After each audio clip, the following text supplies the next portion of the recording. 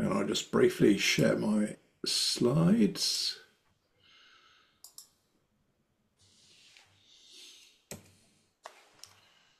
which I should have done. News flash hits like a hammer.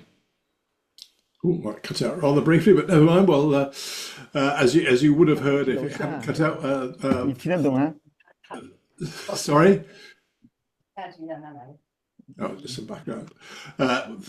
Thanks everyone for joining the call. Just a reminder, this week, in a second, I'll hand over to Sean McNee, VP of Research and Data at DomainTools, who's going to talk a little about RDAP, the Registration Data Access Protocol, and possibly some other things as well, share some of sort of DomainTools sort of first-hand experiences with RDAP, and then, as always, time permitting, I'll pick up on some of the many developments from the last week. Those of you on the weekly headlines mail list would have seen a sort of bumper set of updates this week. So we'll talk through some of those, just signpost some forthcoming events, etc. And time permitting, pick up for anything else anyone wants to raise at the end of the call. So I hope that's in line pretty much with what you were all expecting. As you can see, I've stopped sharing and want to just introduce Sean. Welcome. Thank you for coming on the call, Sean. Great to have you on. Thanks. Hello, everybody. Super happy to be here. Yeah, all good. Everything's working. Your sort of sound and vision. So let me hand over to you. And but yeah, interested to hear your take on RDAP. Yeah, let me make sure I can share. Oh, good. And then if I do this as slideshow, can you guys see it as a slideshow? Yep, all very clear. Awesome. Well, hey, everybody. I'm Sean, VP of Research and Data at DomainTools. That means I get to play with all the fun DNS data all of the time. So DomainTools, very briefly, we're a threat intelligence company. We say we map the internet to detect and predict emerging threats. We help threat hunters, network defenders, SOC analysts, and others identify emerging threats or make predictions on badness they're seeing on their networks, or help them with threat investigations or detections. We're the DNS company. We know everything about Whois records, RDAP records. We have a super awesome passive DNS data collection. So if it's related to DNS, and as you all know, everything, it's always DNS. We try to help. So let's talk RDAP. Well, what is RDAP? Stands for Registration Data Access Protocol. And it is designed to be the replacement to Whois. Whois was considered to be a wonderful protocol when it was created 25, 30 years ago, but it's free text records. It just kind of goes out on the wire. There's no validation, standardization. So ITF said, hey, let's make some changes. And RDAP was created to replace it. Technically to deal with the limitations around data security, standardization, and internationalization. It is all specified in a bunch of RFCs from the mid-2010s, which we can all go and read. Short version, instead of it just being a random protocol you can pull off a port, it's actually going to be HTTPS, and it's going to be delivered in a secure fashion if you'd like it to be. And it returns JSON. So there you go. Yay, RDAP. So, there was a plan. ICANN has slowly wanted to move to RDAP for a while, but then a wonderful little thing called COVID kind of threw a wrench into the mix, and all the plans for migration to RDAP were stalled. They have now since picked up steam again, and we already passed the official time that ICANN has said that Whois could be sunset. That happened at the end of January. The world didn't end, so that's good. But let's get a little bit more clear on what's actually going on here. So the transition to RDAP has been happening for a long time. And registrars and registries, if they're under gTLD, ICANN control, they are now required to have RDAP services. If the RDAP services are deemed to be compliant, and I'm going to use air quotes here and kind of hand wave over what that means, um, then ICANN has given registrars and registries permission to turn off their Whois servers and only have RDAP. I'll note on the IP side of things, on the domain side of things, all the RIRs fully support IP RDAP, and they're kind of ahead of the curve.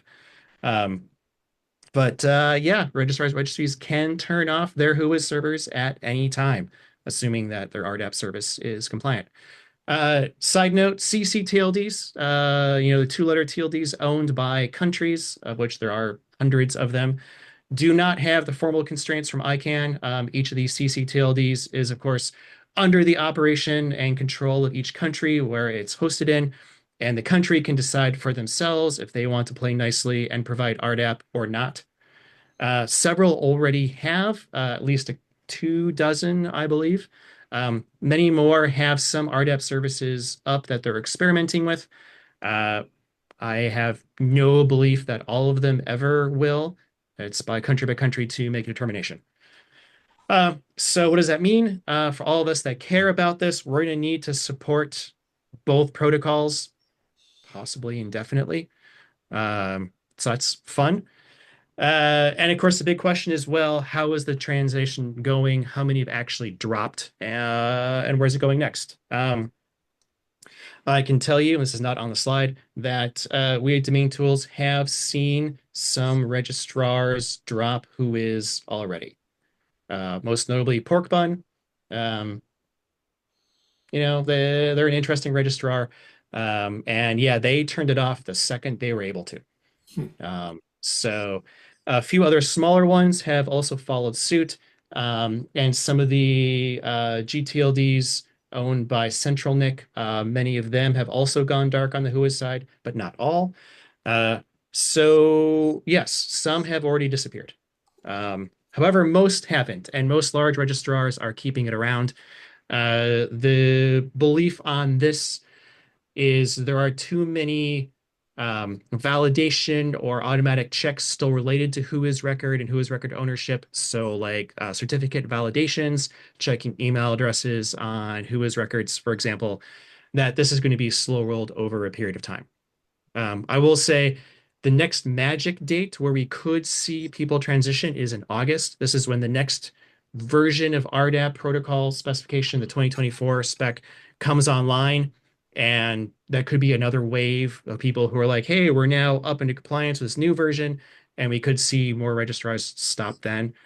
Personally, I don't see any of the registrars are going to stop between now and then. Like they could, but I have a feeling the ones who are ready for January did it, and everybody else is going to be waiting until August. If not August, maybe some future date. RDAP data is different from Whois. It's not a straight one-to-one replacement. Most notably, it goes from text files to JSON.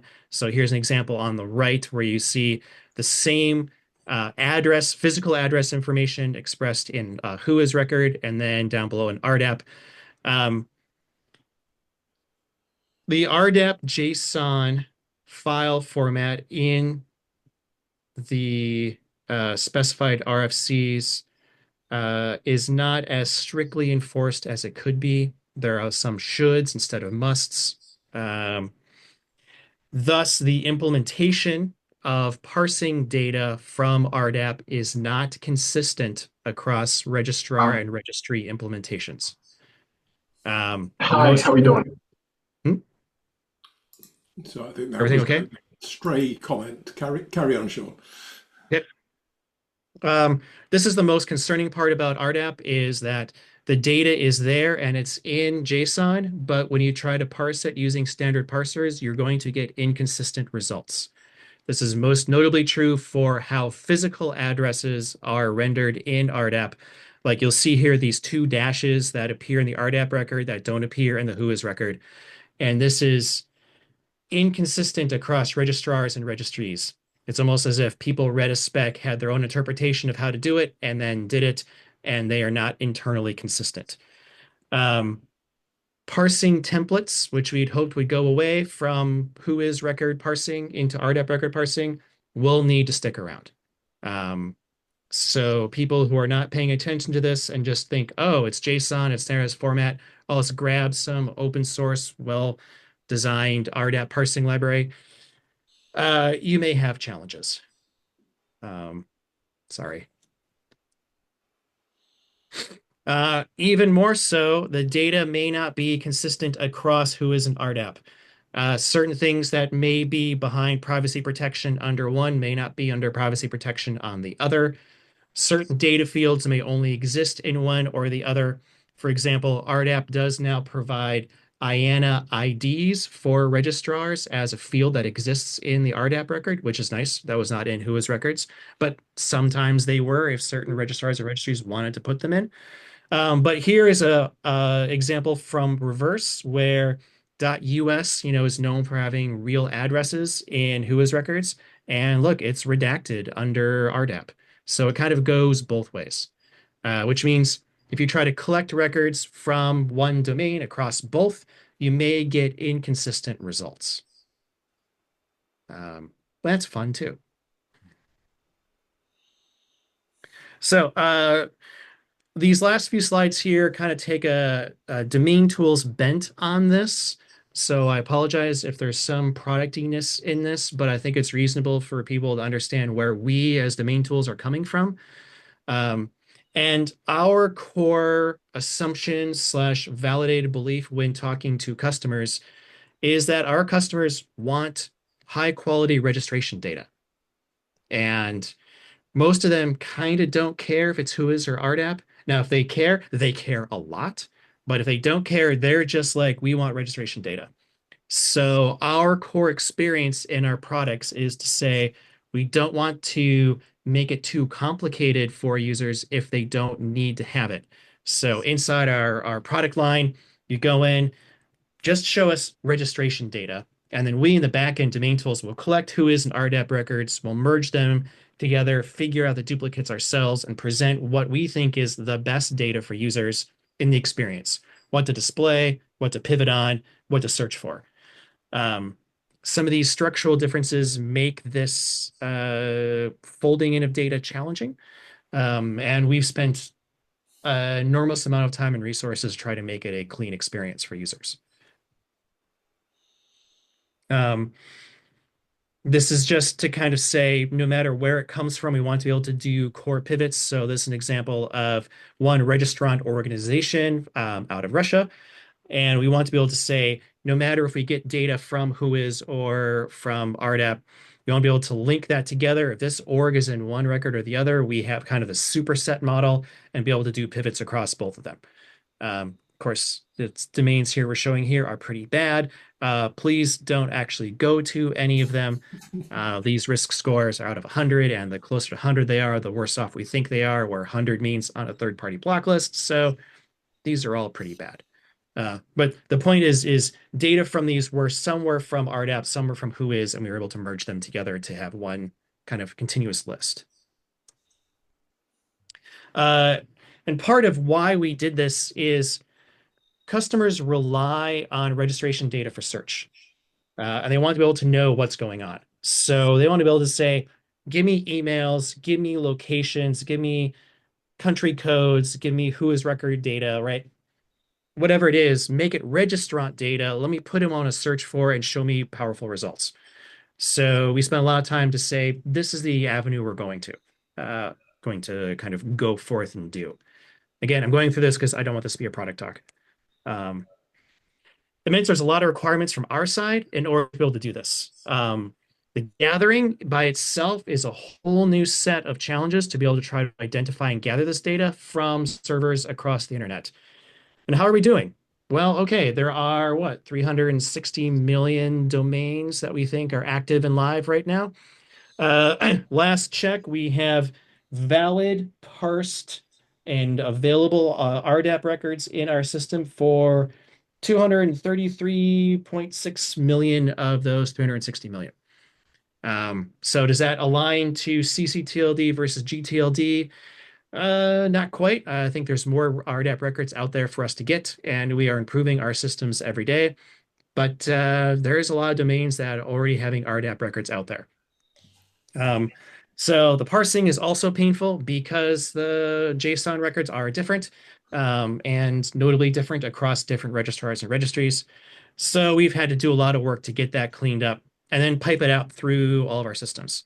The only thing I'm going to note on this slide is we also have an independent Whois and RDAP APIs. So for the subset of customers who really want to see those differences, they can query them directly and say, oh, for domain something, something, something dot XYZ, give me the Whois record, give me the RDAP record, and I as customer will parse out the differences myself. And those customers that really want that functionality, we're going to give it to them. And we're going to have feeds of Whois records and feeds of RDAP records just for those customers that need it. But for those who are in our core experience, show registration data. Because at the end of the day, that's kind of what we all care about is who actually owns domain XYZ. Is that it? Oh, this is just where we're at. This is kind of a summary, a slide, and this is the last slide I have. ICANN's made the transition.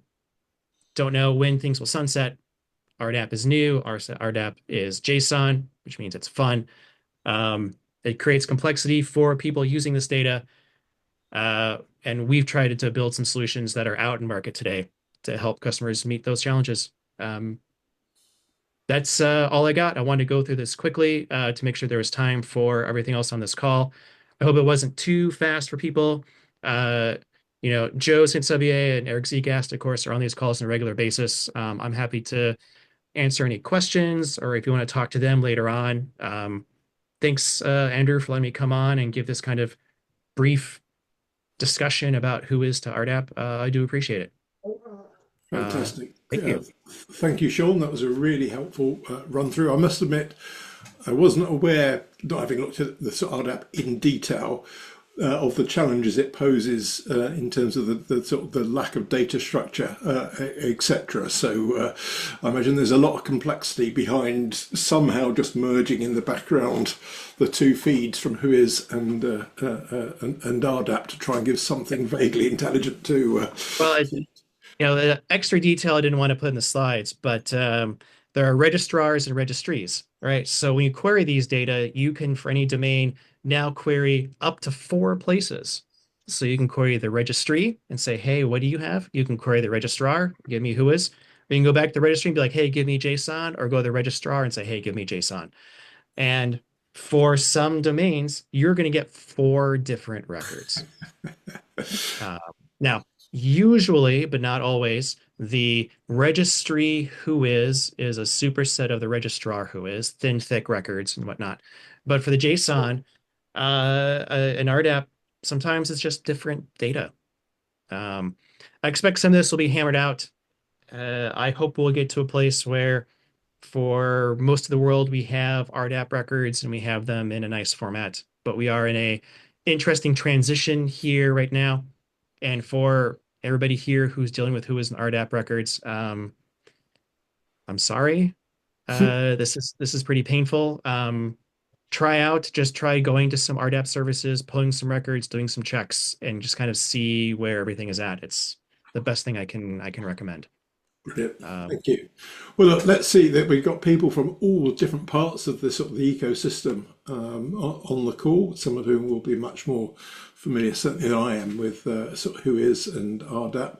So I don't know if anyone wants to got any questions or make any comments on your experiences with the transition. See Vicky, who's dealing with her own particular bug challenges. I'll be brave. I have a lot of really stupid questions because this is something I'm really ignorant about. So they're mostly not technical questions. First of all, who are your customers? What kind of organization consumes RDAP and what do they use it for?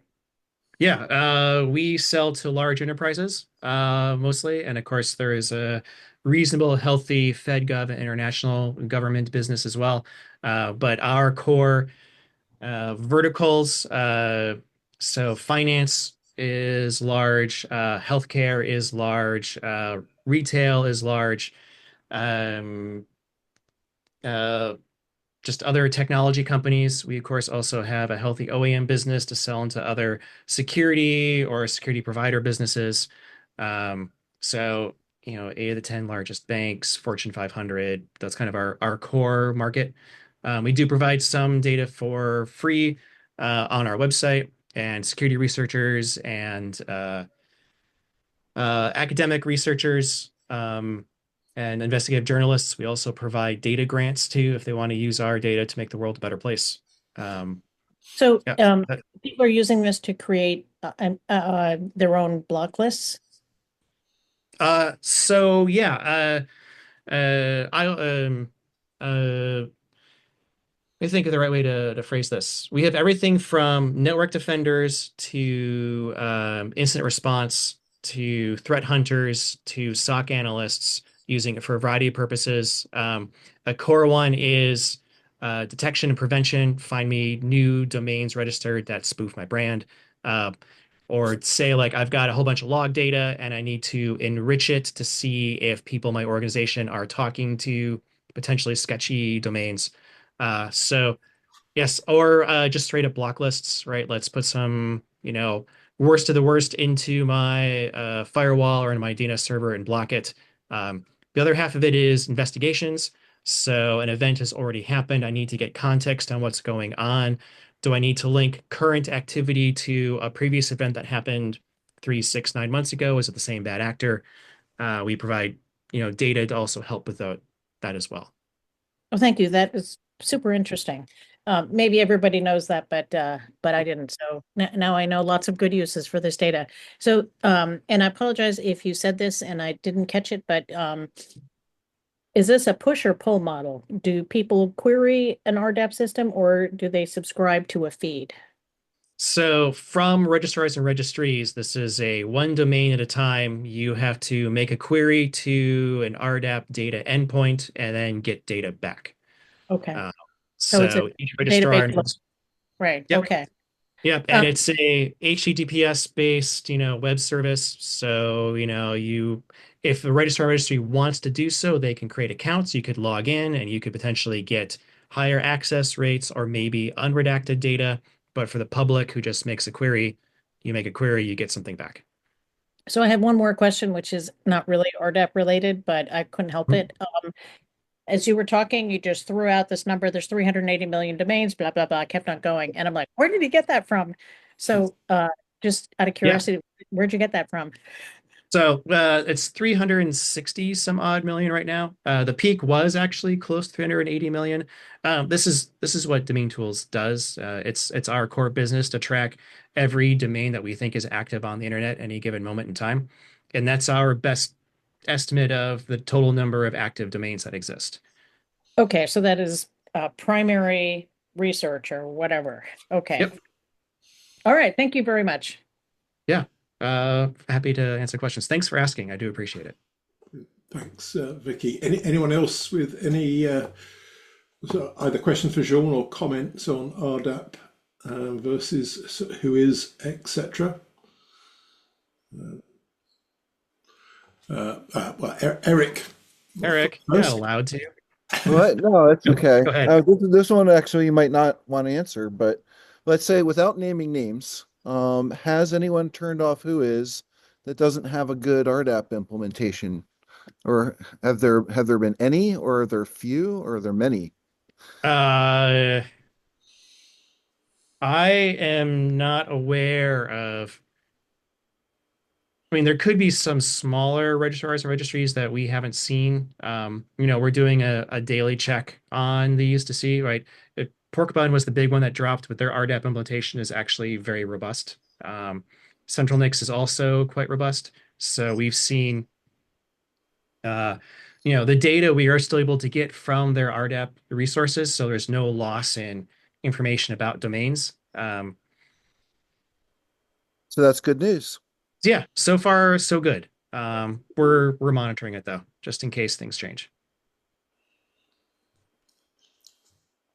Thanks, Eric. I was intrigued to see where that was going to go. If a colleague was going to toss out some really hard ones for you, Sean. Philippe, good to have you on the call.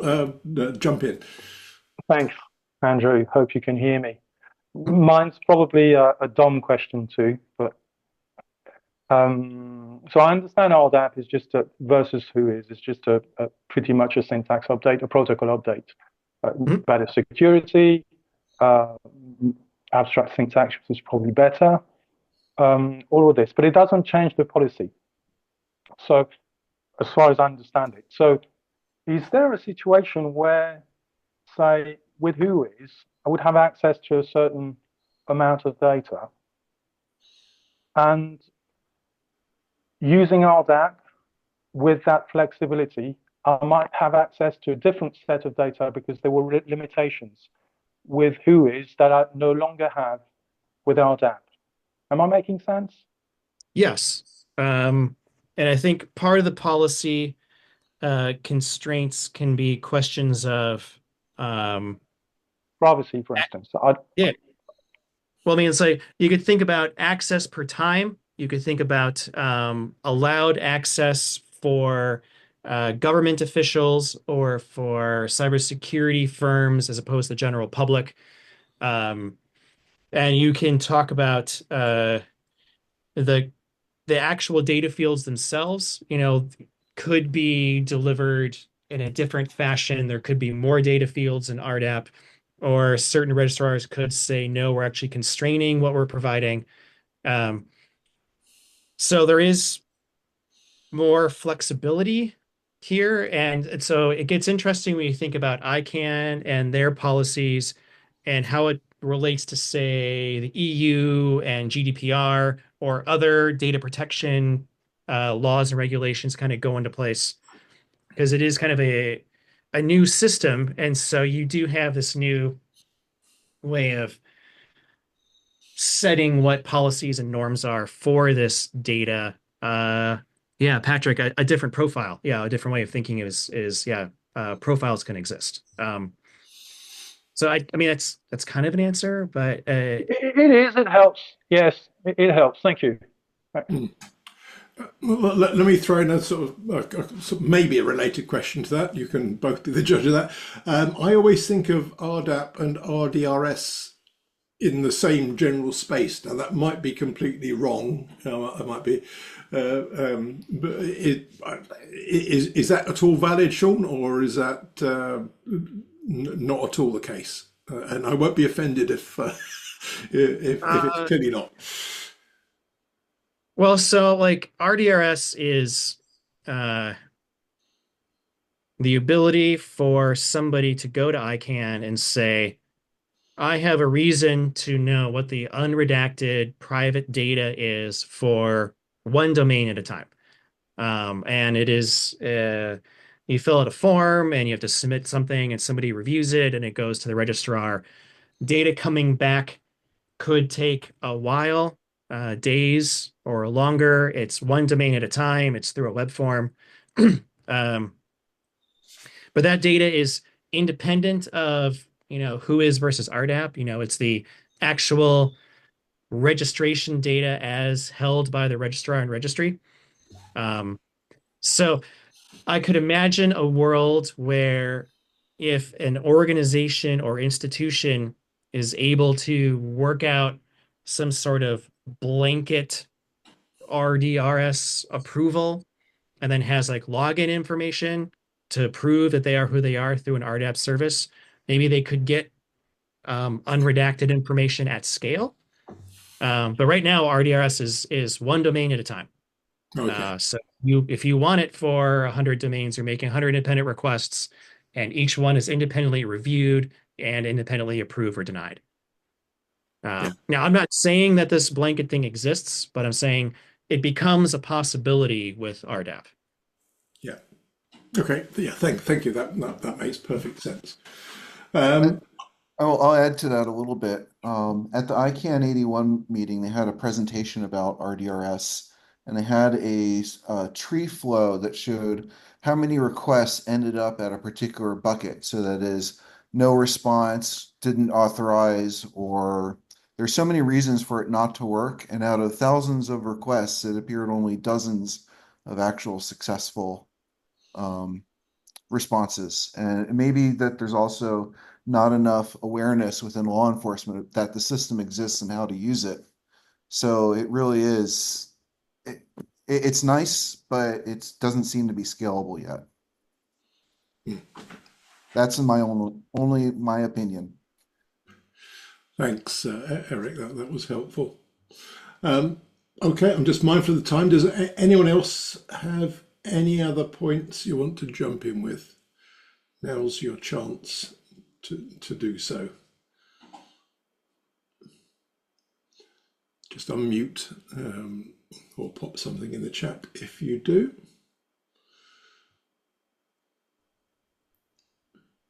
No, I'm not seeing anyone else unmuted and don't see anyone typing. Okay, well that was really helpful, Sean. Just to sort of cover the sort of topic and give that context and some of the sort of real world challenges. So it's not just the theory, but the practice as well, because there's quite a few sort of practitioners in different parts of the ecosystem here or listening to the recording. So to have that, I think, is really invaluable. So thank you for doing it at short notice. Thank you for the invitation, Andrew. I do appreciate it. And if you're happy to share the slides, just ping them to me post-call, and I'll share them with people that are on the mailing list if you're okay with doing that. And okay, well, I'll move on now. You're welcome to stay on the call or to jump off if you've got other things to do. Either's fine, but thank you either way for taking the time. Okay, let me just switch back to my slides then.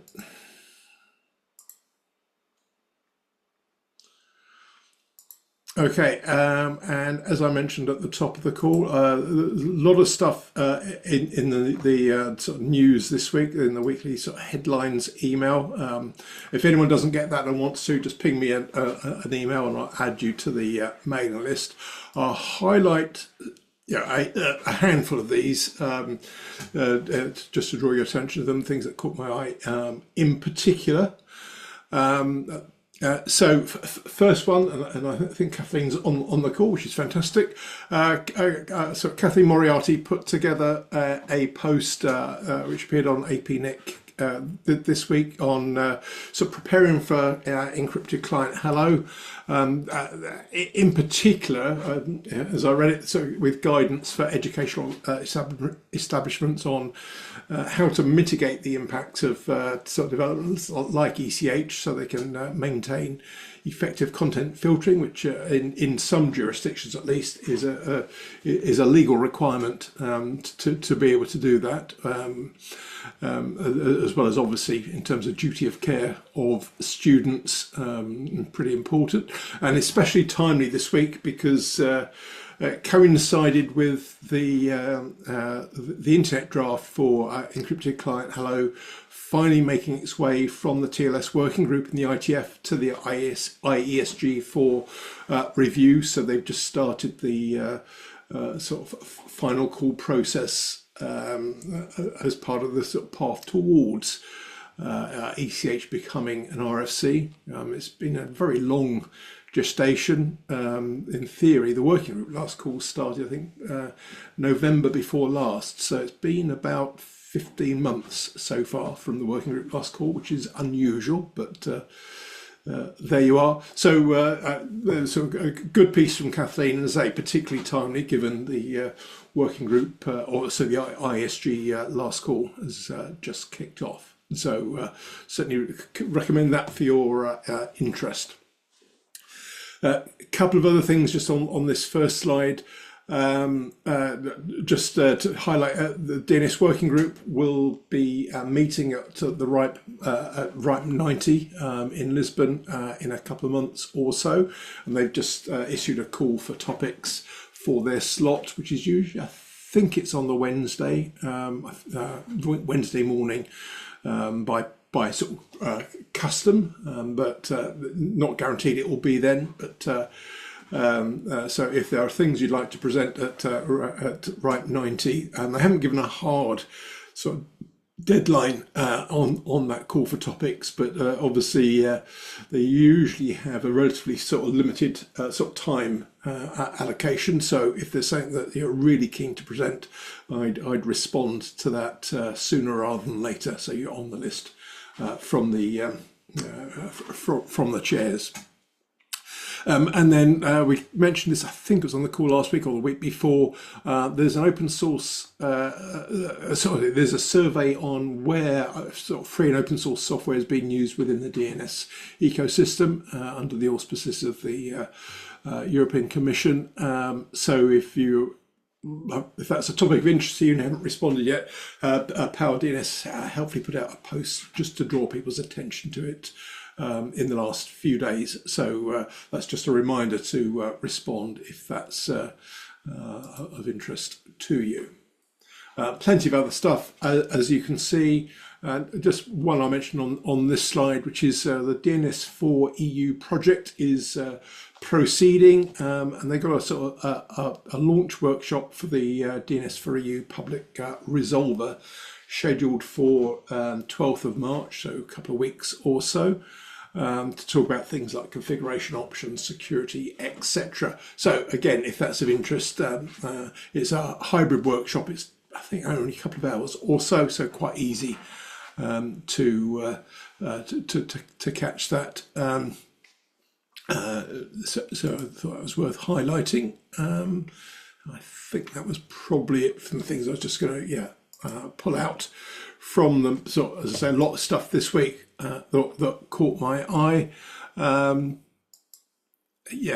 then other recent developments, again, many of those, I'm not sure there's anything major. I mean, there's an interesting thing from Etsy. They got a conference on standardization, how that's shaping the future of AI, which is topical, if nothing else, and also actually an announcement from Microsoft middle of last week on a new chip which, if I've understood it correctly, uses a newly created type of material, which is not, as I say, if I've understood the story properly, is neither sort of solid nor liquid nor gas, which makes perfect sense for quantum computing.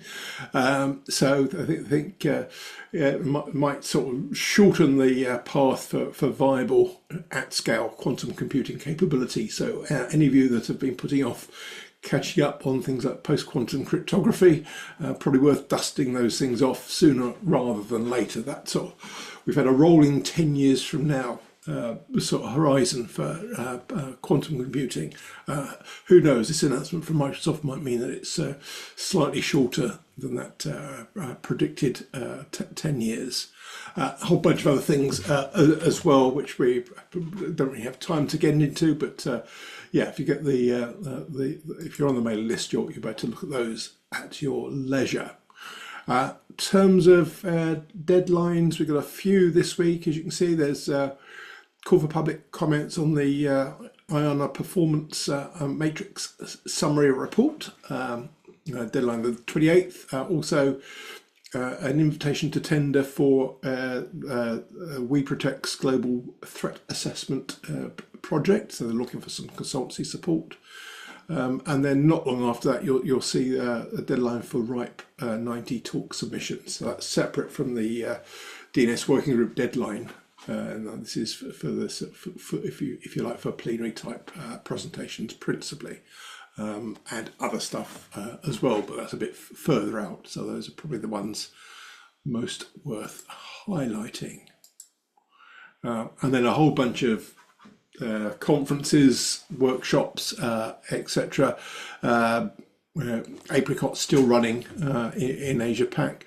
The next in the series of top DNS best practice seminars that are DNS related is taking place tomorrow on DNS abuse and sort of takedown requests, etc. So good to see those are proceeding. And then we're not that far out now from the ITF meeting in Bangkok, only about 3 weeks away. So that's come up quite quickly. So that should be fun for those of us heading out there, and a whole bunch of other stuff besides. Okay, so that's probably it. Next week on the call, we'll be talking about distribution of malware by IP address, and then the week after, we do an ITF 122 preview. The agenda was finalised on last Friday, so the agenda is now sort of stable. A bit early to have seen any agendas for working groups, but we'll give it a couple of weeks and hopefully the majority will be out by then. So we'll talk through some of the more interesting things that are on the schedule for the meeting in Bangkok, and then a whole bunch of other stuff that you can see as well over the coming few months. Okay, so that's a quick run through from me. Thanks again both to Sean and DomainTools for the RDAP presentation. Thanks for DNS OAuth for the sponsorship, but I'll pause there and see if there's anything anyone else wants to come in on that's either from what I've just quickly run through or that's on your mind, unrelated to any of that. So if you do, pop it in the chat or just unmute and say so. Following Nigel's excellent example, that was very impressive reaction times, Nigel. I'm stunned by that. Yeah, jump in. No, thanks very much. No, just one thing. ICP2. This is the the revised protocol for regional internet registries. Their operation, etc. And there were consultations by the NROs, by the RIRs themselves, and also by ICANN. And the results of both those consultations are published today.